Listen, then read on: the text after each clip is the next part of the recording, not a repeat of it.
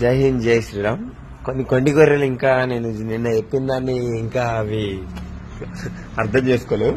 మళ్ళీ ఇప్పుడు మంచి స్టోరీ.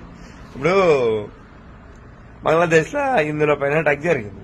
అప్పుడు మనం ఏం చేసినాం, అందరం కలిసి ఒక్కరోజు బంద్ చేసుకుందాం అని చెప్పేసి మ్యాటర్ ఓకే వేసుకున్నాం. అయితే ఒక్కరోజు ఒక్క జిల్లా బంద్ చేసుకున్నాం. పుసుక్కుమని ఈ ఎఫెక్ట్ వెస్ట్ బెంగాల్లో ఏడబడుతుంది అని చెప్పేసి అది జరిగింది.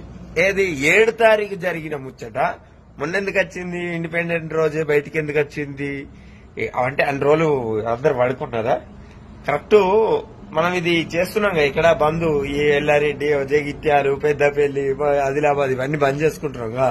ఈ ఎఫెక్ట్ అక్కడ మమతా బెనర్జీకి పడ్డదనుకో, అక్కడ బంద్ చేసిరనుకో మమతా బెనర్జీ చూస్తూ కదా. ఎందుకంటే మమతా బెనర్జీకి హిందువులు అంటే పడదు కదా. హిందువులు అక్కడ ఎక్కడ మేల్కుంటారో అని చెప్పేసి దీన్ని తీసుకొచ్చి బయట పెట్టింది. ఇప్పుడు దీన్ని బయట పెట్టంగానే ఏమైతుంది, అక్కడ ఆల్రెడీ బందే జరుగుతుంది. ఏది డాక్టర్ విషయంలో హిందువులేడా మళ్ళా బజ్జో పెడుతుంది, బజ్జో నాన్న బజ్జో అని హిందువుల్ని మళ్ళా వండుకోబెడుతుంది అన్నట్టు.